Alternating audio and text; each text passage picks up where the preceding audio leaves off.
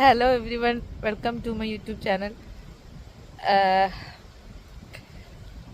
ഞാൻ ശരിക്കും ഇന്ന് തുടങ്ങാൻ വിചാരിച്ചല്ലായിരുന്നു, കുറേ ആയി വിചാരിക്കുന്ന ഞാൻ കാനഡയിൽ വന്നപ്പോൾ തൊട്ട്. ഇപ്പം ഞാൻ വന്നിട്ട് 2 കൊല്ലം അങ്ങാണ്ടായി എന്നല്ല, 2 കൊല്ലമായി.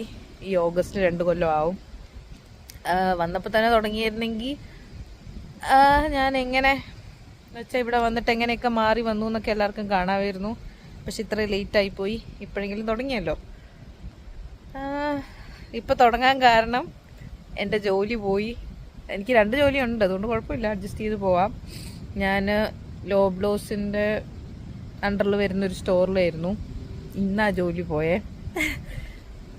അതിൻ്റെ കണ്ണൊക്കെ കണ്ടോ, ഇച്ചിരി കലങ്ങിയിരിക്കുക. കണ്ണൊക്കെ വീട്ടിൽ പോയതായിരുന്നു, കരച്ചിലൊക്കെ കഴിഞ്ഞിരിക്കുക. എനിക്ക് തോന്നിയായിരുന്നു ഇന്ന് ജോലി പോകുന്നു. അപ്പം തന്നെ ഞാൻ തീരുമാനിച്ചു, ഇന്ന് എന്തായാലും യൂട്യൂബ് ചാനൽ ഞാൻ തുടങ്ങും, ജോലി പോയാൽ നീ തീരുമാനിച്ചിരുന്നു. അപ്പം ഞാൻ വാശിപ്പുറത്ത് വന്നയാ. ചിലപ്പം ഞാൻ ഇത് എഡിറ്റ് ചെയ്യാണ്ട് തന്നെ ഇടുവായിരിക്കും. കാരണം എഡിറ്റ് ചെയ്യുന്നതിനിടയ്ക്ക് ചിലപ്പോൾ എൻ്റെ മൈൻഡ് മാറും. എനിക്ക് കുറേ പേഴ്സണാലിറ്റി അകത്ത്. ചിലപ്പോൾ ഞാൻ 2 പ്രാവശ്യം അങ്ങാണ്ട് ഇങ്ങനെ വീഡിയോ എടുക്കാൻ വേണ്ടി പോയിട്ട് പോണ പോക്കിന് അതേപടി തിരിച്ച് ബസ് കയറി പോകുന്ന ആളാണ്. അതുകൊണ്ട് ആരും ഇപ്പം സബ്സ്ക്രൈബ് ചെയ്യൊന്നും വേണ്ട, ലൈക്കും ചെയ്യേണ്ട, ഷെയറും ചെയ്യണ്ട. എനിക്ക് ജസ്റ്റ് എങ്ങനെയുണ്ടെന്ന് എല്ലാവരും കമൻറ്റ് ചെയ്താൽ മതി. കാരണം എനിക്കറിയത്തില്ല എനിക്കിതിൽ കഴിവുണ്ടോ എന്ന്. ഞാൻ ജസ്റ്റ് നോക്കുക. എന്താ പോസ്റ്റ് ചെയ്യണ്ടേന്നും എനിക്ക് വലിയ ഐഡിയ ഇല്ല.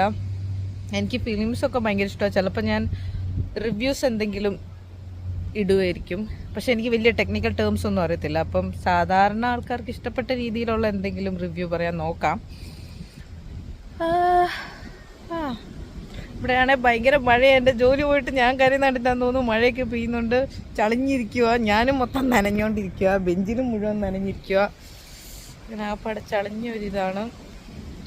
ദൈവമേ, എനിക്ക് ഏറ്റവും പേടിയുള്ള സാധനമാണ് പട്ടി. ലീഷില്ലാണ്ട് ഒരു പട്ടി പോകുന്നു.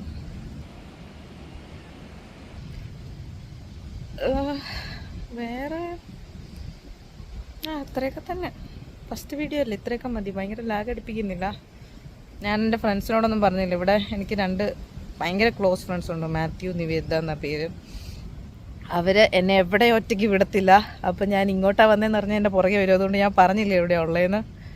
പിന്നെ മാത്യു റെഫർ ചെയ്തിട്ടാണ് എനിക്കിവിടെ ജോലി കിട്ടി. അവൻ കണ്ടു, ഞാൻ കിടന്ന് അവനെ കണ്ടിട്ടാണ് ഞാൻ കരഞ്ഞ. ഇല്ലെന്നെങ്കിൽ ഞാൻ കുഴപ്പമില്ലാണ്ട് താങ്ക്സ് ഫോർ ഹാവിങ് മീ എന്നൊക്കെ പറഞ്ഞ്, thank you for having me എന്നൊക്കെ പറഞ്ഞ് ഞാൻ ആ ശ്വാസം വിടാണ്ട് മീളിൽ വരെ കയറി ചെന്നിരുന്നു കരയാണ്ടിരിക്കാൻ വേണ്ടി. പക്ഷെ കണ്ടപ്പോഴത്തേനും ഞാൻ ഒറ്റ കരച്ചത്.